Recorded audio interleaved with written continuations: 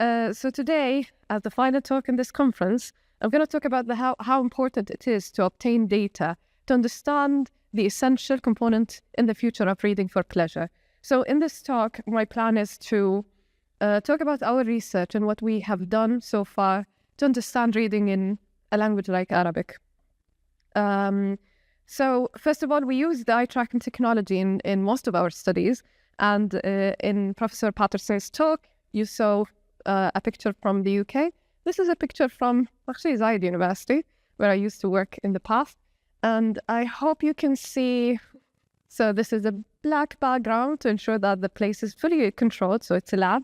And I have a lovely volunteer who was posing, an Emirati lady with obviously abaya and shayla. So sometimes when I present this in international conferences, they struggle to find her, but I think we're better than that, right?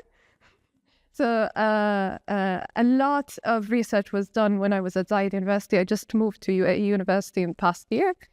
But the eye tracking technology is such a powerful tool to help us understand the underlying cognitive processes, what goes inside a person's mind when they read.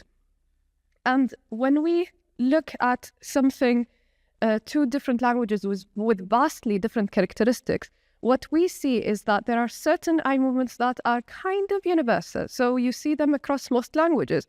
In most languages, in all languages actually, you move your eyes from one location to the next and you stay looking at certain words longer than others. You sometimes skip certain words, go back to them, and it is just as messy. And what's really quite nice and make us have a lot of fun is how languages are different. And with every language, there are certain characteristics that make it maybe challenging to read, but at the same time, just show us how our brains, we all have the same brains, are able to handle languages with vastly different characteristics. So when we look at Arabic, I mean, I am biased. I find this language a beauty. Because one of the things about this language is that it's written from right to left, meaning that when we read, the information that is coming in text is from the so right to left. So we extract information. We take information from text coming in the left side, different from most languages, which is right side, or in the case of Chinese, down. So one of the things that we use to investigate the process, what we call the perceptual span, what was mentioned just now in the talk, is something called the moving window technique. In that technique, the task is to kind of restrict the amount of information that is presented to a reader at any given moment, and then we restrict it in a way that would make it so difficult to have a natural look. So let me illustrate. This is an illustration of the window task. So as a person reads a text, we will obstruct or really limit the amount of information that is seen, and we will see how much of that,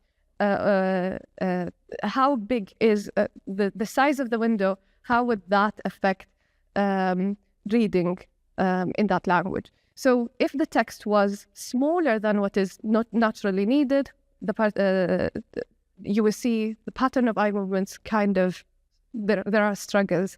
And this is how we know across languages what is the appropriate size of the perceptual span.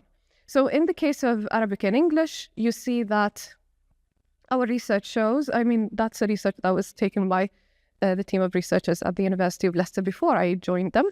And they found that skilled adult bilingual Arabic readers actually are flexible. They can extract information, they can switch flexibly between the two reading directions. So they kind of read like normal skilled Arabic readers and read like normal skilled English readers, and they switch naturally between the two languages.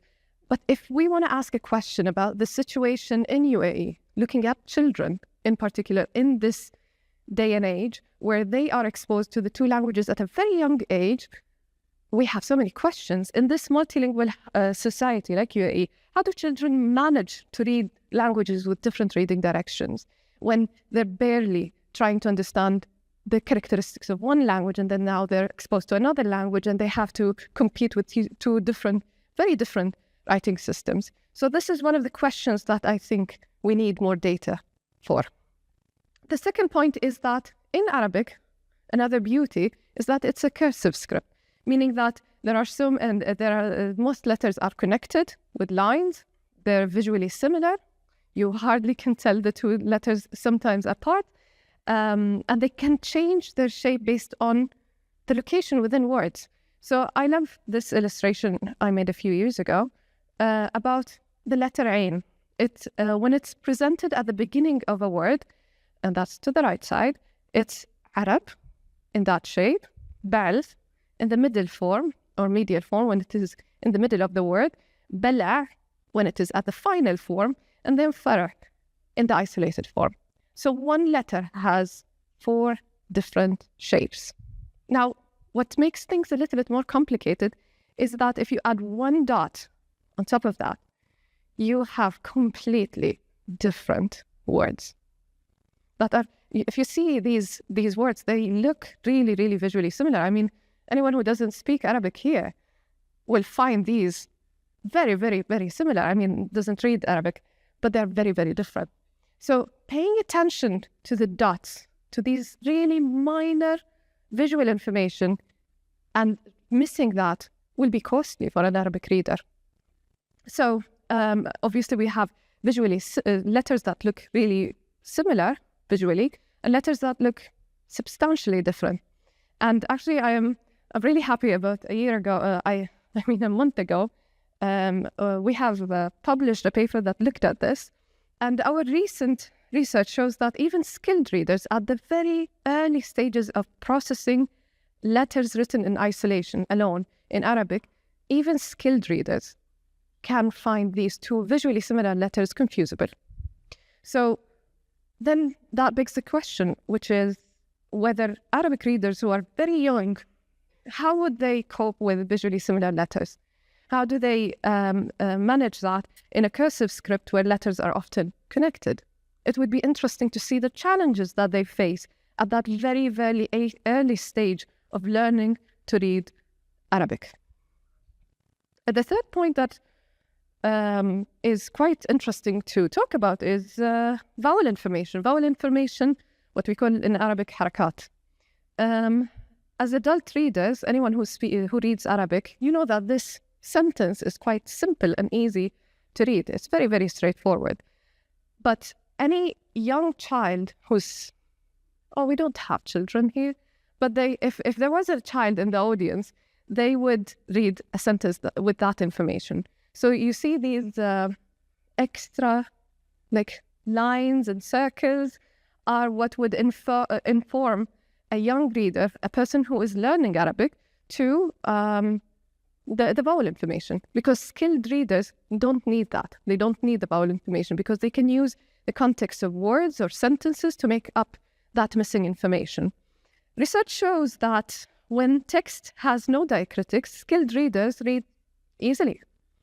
But when skilled readers, when they start reading text with diacritic information, they struggle.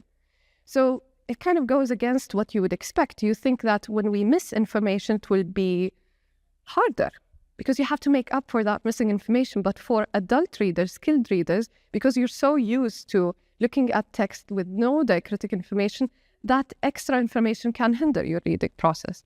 So it can make things a little bit slower, probably because you're not used to that, or because the visual complexity, because there are more pixels on the screen, there are more ink on the page. So that was one of the explanations mentioned in the paper that was published on the topic. But what is quite interesting for us to look at, and one of the things we want to explore, is what about readers who lack the proficiency in Arabic reading because they're exposed to English, they read a lot of English. So now it seems like they need that information more. And so my mom is an Arabic teacher, and I do research in Arabic reading. So she was telling me about the challenges she had as a teacher, about how, yes, you are expected in UAE, in the Arab world, to drop vowel information, drop diacritics, al-harakat, by grade 3. Do we have any teachers in the audience? Anyone who knows Arabic teaching? I mean, and that's on the spot. I didn't plan for that. But I wonder now, in different schools, at what time do they drop the vowel information? Because from my understanding, some schools do that at the grade 4, grade 5. I mean, they're delaying that because of how little children are exposed to reading Arabic. So the initiative we have with the ELF and Isabel Bilhol, we're very, very grateful for that opportunity, is that we expose children to reading more text in Arabic and in English. So the exposure will allow them to create that, to widen their, to really be exposed to more words. So they will be able to build that knowledge of how to decode and understand the vowel information without having to look at the harakat, diacritics. So with more exposure to Arabic text, children will be able to get that skill of not needing diacritic information.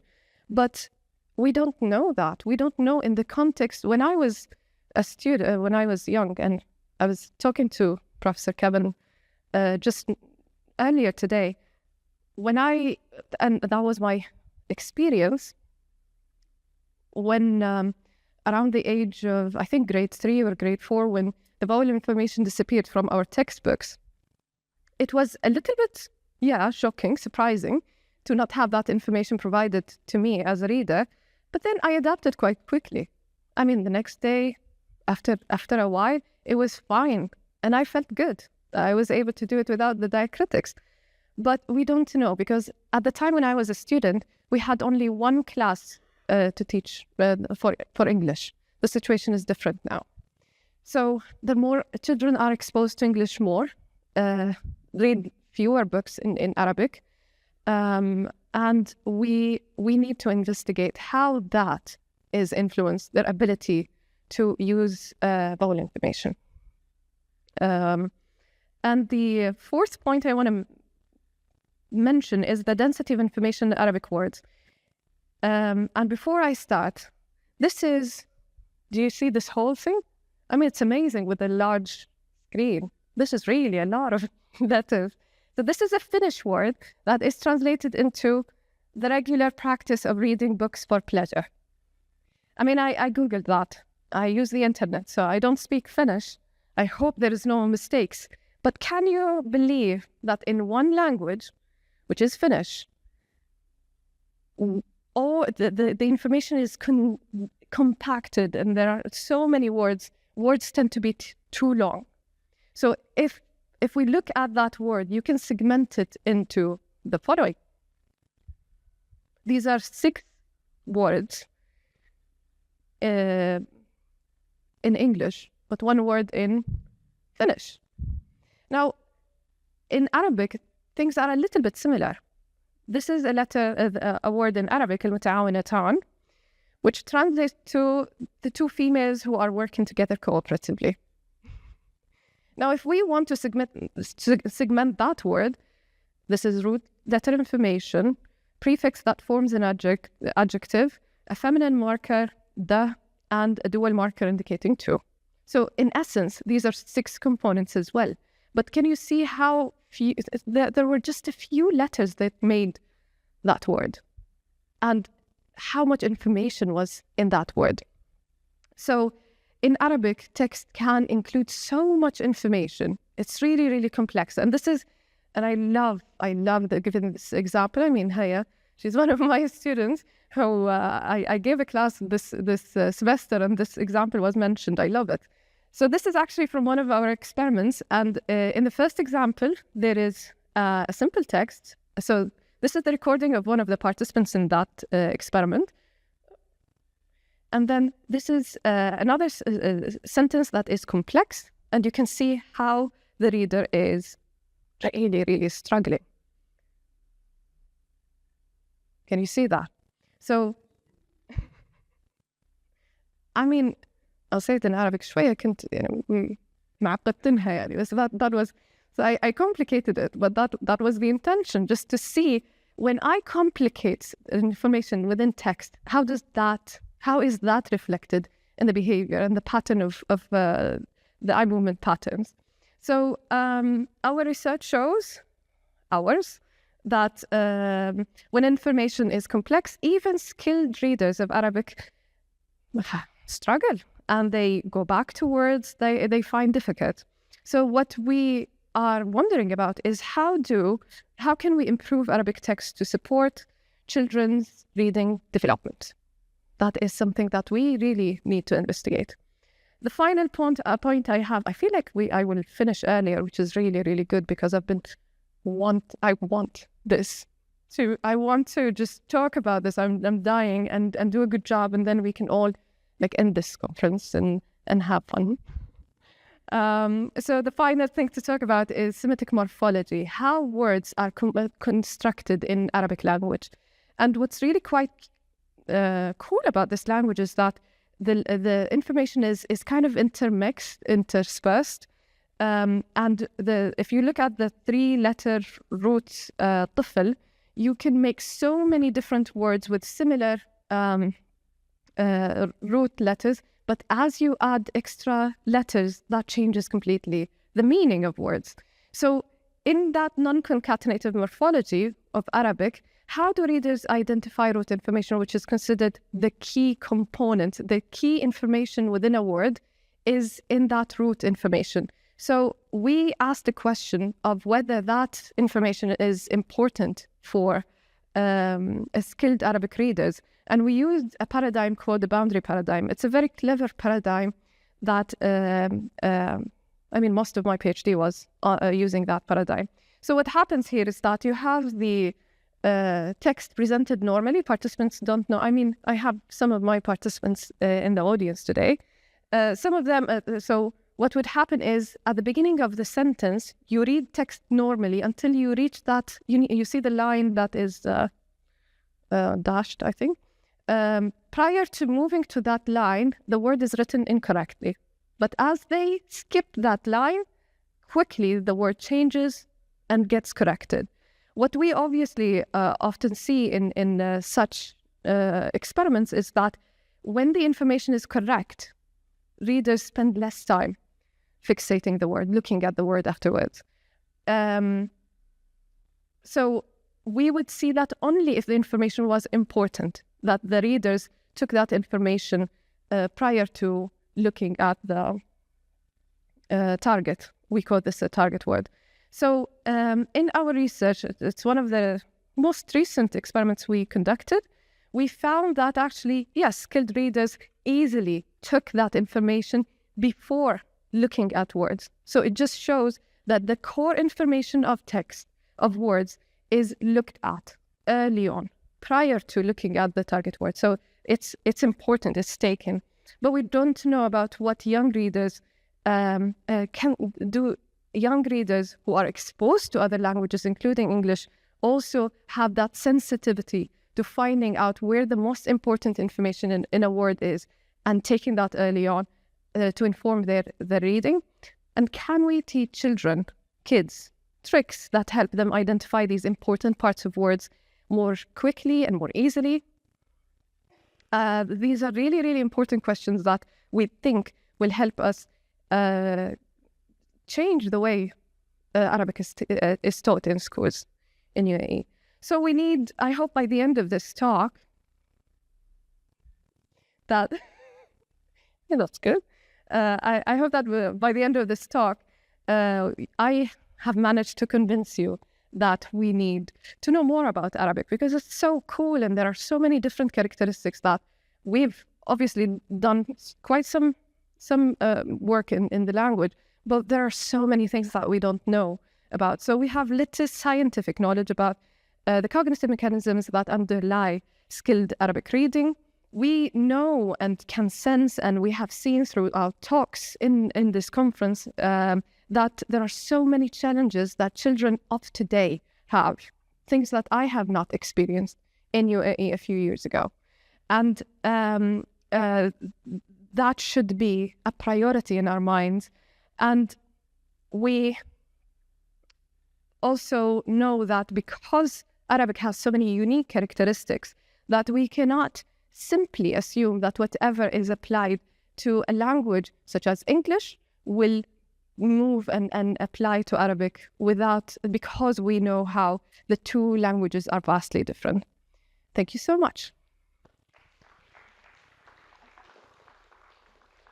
Okay, I think both of us have to be here, so for anyone who wants to ask a question. Right? Please. Can I start with a question, Dr. Mariam? Yes.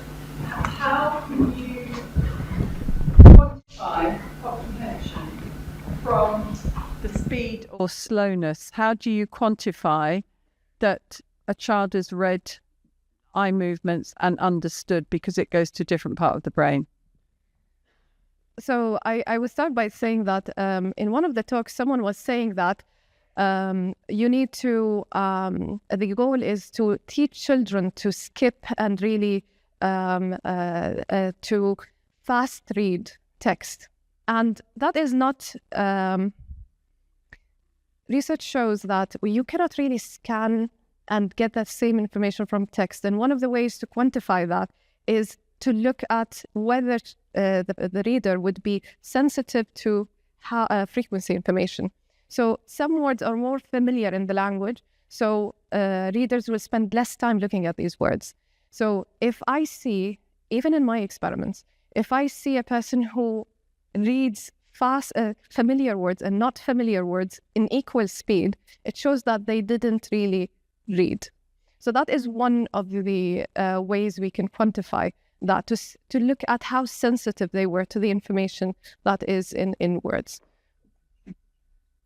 And yes, we include comprehension questions at the end of 30% of sentences, 33, usually 30 sentences, 30% of sentences, we will have yes or no comprehension questions. So even in the example, I don't know if you catch that, in the complicated text example, the comprehension question was mentioned. So they have to, every now and then they have to read carefully, because they know that occasionally there will be a comprehension question.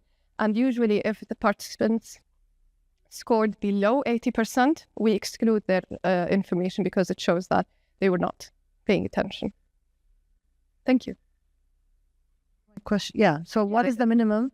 And the follow-up question, what data do you collect around these children to identify factors that make them better or less readers? Mm-hmm. And one thing that would pique my curiosity is how much Quran they know. And could that be a factor that allows them to be better readers, more comprehensive, and less stumbling because of that knowledge? And that would be a kind of a clue for interventions to help reading in Arabic specifically. Right. So an admission is that we're telling you what we think should be done to study child readers. We haven't done any studies with Arabic-speaking children. We've done studies with other children who read other languages. So the data you've seen today on Mariam's slides are the actual data that you see are from adult studies. But we're using that to say, well, what might be the gaps in what children can do? What might they find to be difficult? But how many participants you might use in an experiment? Well, we would use power analysis techniques to work out what sample size should be by estimating what size of effect we expect to find, maybe based on prior literature or some other source, and then using that to quantify how many participants we should have, and then usually carefully exceeding that so that we're not on the margins of detecting something. Reading the Quran must be good, because that's giving linguistic experience. My understanding is that religious texts will always use full diacritic markings. So to develop beyond that, to develop sort of adult capabilities, you probably need to read a diversity of texts as well. So in adults, then you could you could gather that information for the adults as well, and see what level of the Quran is helping the adult, not just the children. I mean, that could be. I'm not going to take anybody's time, but that's fascinating. It's a good idea. Thank you. Yeah. So do you ever do things like, so if you're looking with adult readers and then children read, say, about 10 or 9, do you ever misspell a word, and then what you're doing is see what happens with the eye movements when a word is spelt wrongly, if at all? It gets massively complicated doing this. So the simple answer is yes, but There's lots of interesting things. There's lots of theories about how when we recognize a word, the theories that have been developed most recently in the last 10 years tell us that what we're doing is we're simultaneously encoding at the very, very early stage of recognizing that word, perhaps in the first 50 milliseconds of seeing a word. We're encoding information about the identity of the letters within that word. And we're also encoding information about their relative position within the word, the location of those letters. The encoding of letter identity is precise, pretty precise. So if you substitute letters, people are very sensitive to that, except if they're very similar to each other, as they are in Arabic. Many pairs of letters in Arabic. But the encoding of position is, in that first 50 milliseconds or so, not very precise.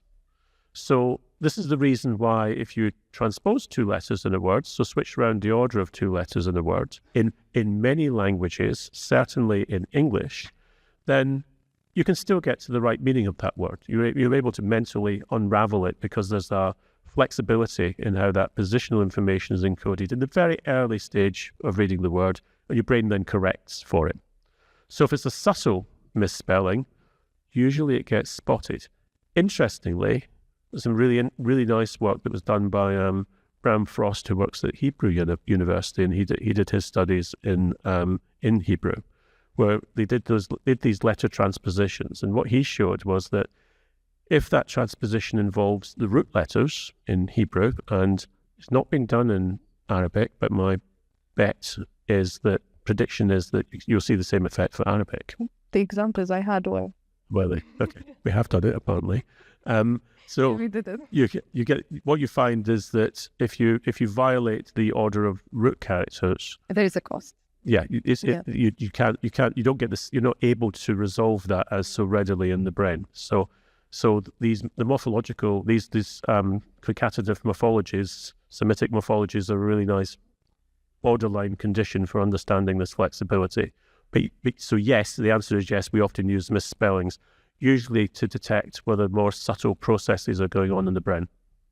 Actually, we have another experiment that looked at, we manipulated whether the pattern information. So we want to see whether root information, which has the core meaning of the word, would, if we changed or misspelled the word, would that have a cost or not? And there was a cost. And now we have another experiment that I didn't analyze yet. Fatma, my research assistant, she helped me test for that experiment. Thank you very much. And we will look at whether other less important information within words, if we misspell these words and change the location of letters that are less important, would that affect reading or not? And I mean, in the future, I can talk about it, and we can certainly look at that for... I think it's interesting in the fact that most Arabic words are tri-root, so they have three... True. You know all about this, a lot more than me. But from those three letters, you can make a multitude of words. So I wonder how that's going to be picked up in comprehension, because you've got the three letters, but it could mean hundreds of different things, because Arabic goes back to those tri-roots. Dr. Rana? Well, I was going to say, she showed us. Exactly, yeah. I have fun with that a lot. You know, when I talk in I know, but I'm just wondering, do you think if you were doing eye movements, how that would pick up the fact? So it's before, yeah. So to yeah. Different meaning. Oh, The same three letters. So yeah, I think I understand what you're saying. I think where you put where they mistaken yasharun, where you flipped it, maybe that's where we can bring in your comment, Isabel, because that immediately, because of the root, you would recognize there's something wrong much faster. Much faster than if it was just English, a misspelling. Because of that root, so you have more capacity to identify mistakes faster because of the way we identify words. Yeah, so if you disrupt the root information, it's very difficult. It's impossible to recognize the word. Yeah, exactly. Then you disrupt. I think I got your point. For example, ilm and alam, it's the same letters, but حركات التشكيل is different, so the meaning is totally different. It's only 3 letters. علم, which is science, علم, which is a flag. So it's totally different. It's only 3 letters. So how the child can recognize and understand what is the meaning? I think this is your point. Or is it about changing the location of the letters? So No, it's about the fact that you've got Khartoum and So the different words should become activated at the same time and compete. So they should both be activated before one is selected. And that, if you look in an Arabic dictionary, So based on sometimes- context. Yeah, and context will help. trying to work out what word you're actually looking for within those triangles. I know Arabic is not my language, obviously, but I'm fascinated when you look at an Arabic dictionary. It's completely unlike anything that I can get my brain around. Because the language is different. So- I think this research into that aspect. Sorry, no. So what should happen? What should happen, according to the models we have at the moment, is that those different possible words that are very similar, overlapping spelling, should all become temporarily activated in the brain. Now, one of them should be doing better than the others. The correct word should be doing best, but the other ones are there as competitors. And actually, if one of those has a very high frequency of usage, sometimes you might read it for the more frequently used word. Does it not work? Okay.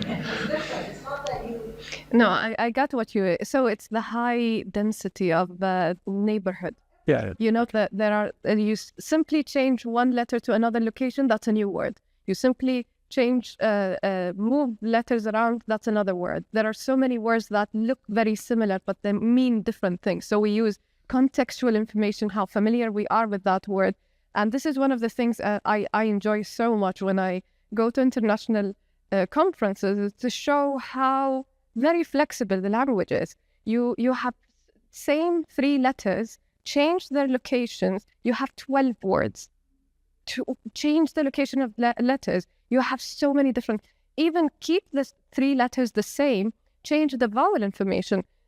And that's a completely, we call this the homophone, and there has been... You don't start with the English models, you have to start from scratch with your own model, and then compare. Couldn't agree more, yeah, because... And then compare, otherwise you get too lost in the other model. How the other one works, And then you try to when fit it.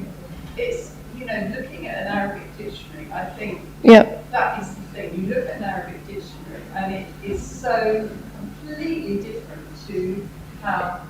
Even the way we think about how to organize words is different. So it's not about first letters, it's about the root information, which just shows the importance of that core information for understanding. You have a test outside, so anyone who's Yes. interested, is that what... I'm just sorry, John.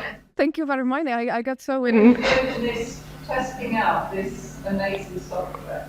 So yeah, we have the eye tracker set up, and my previous research assistant, Fatima, will be helping you with that. We have a question, yeah. Yeah, that's Fatima.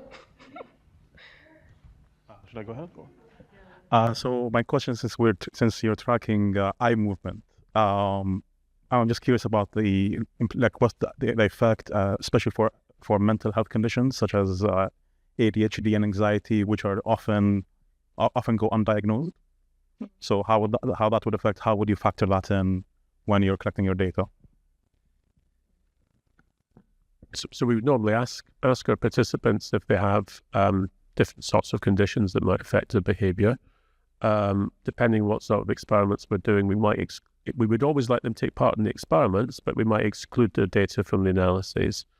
But even if they're not able to tell us, because maybe they are undiagnosed, we would look at the overall pattern of eye movements we're getting from our different participants, and we'd have rules about if there was abnormalities to what they were doing, not because we want to remove them, but just because to get a clearer picture of what typical developing looks like, we would exclude them from the analyses again. But it's an important point that there are different conditions that might affect eye movement behavior. So being able, there's a whole different question here about screening for different types of abnormalities and difficulties that you might want to pick up. So yesterday we had a fantastic talk about how you might screen for different types of word recognition difficulties using Dr. Hull's IPS for detecting those problems. There's a whole other range of things that might be worth looking at in terms of the dynamics of how people read sentences, which is their use of attention, their use of these overt movements of the eyes, and their ability to program those eye movements that people are starting to get interested in, and probably should be a good focus of attention as well. I personally had one I remember one particular case of someone who was not able to, her eyes were moving all over the screen. So she couldn't really pass the pre-tests we have to ensure that the person is looking at specific locations. And if you do the demonstration, you will see that you have to look at specific locations for the sentences to be displayed. So in that instance, I couldn't really run the experiment because she was all over the place. And then she told me that she has ADHD. So sometimes if it really disrupts the experimental session to the extent that you cannot carry on, it will be flagged and we will not continue with the experiment. If she had depression, but she was reading normally, that would not be something that will go against the basic questions we're asking in the experiment. So it depends. Thank you for that. Just had one last question. Just going back to what is the next step for this research and how can this be used? Because this is valuable information for authors who are writing books for children. The slide that you showed where the sentence is a very complicated sentence that the eye movement kept going back and forth enable for us to focus enough to understand the sentence. This is the root of a lot of the children's literature. It's too complicated. It makes it difficult for the children to understand, and therefore they're hating reading in Arabic because of that. So I'm just wondering, what is the next step for this, sharing it with children, researching on children as well, and doing the experiment on children? Okay, thank you so much for this question.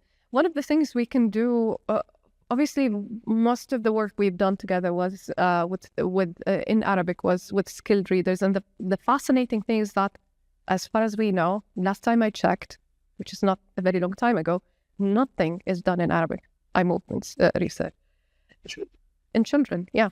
No, of course not with adults, but in children, which gives us a very, very unique opportunity to look at that and investigate all of these questions that you and I have.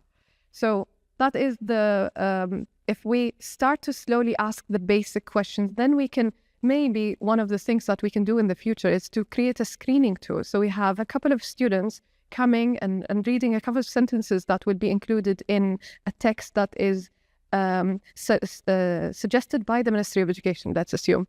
And if we see that the pattern of eye movements was showing difficulty, we will simplify, manipulate, change, so that we ensure that whatever is at least in the curriculum is looked at very carefully to ensure that you're right. If the text was readable, easy, they can digest it easily, they might enjoy reading Arabic more. So it could be a screening tool that could be used in the future. But one of the things, the basic things that we need to know now are the questions I had in the talk, I think. Thank you.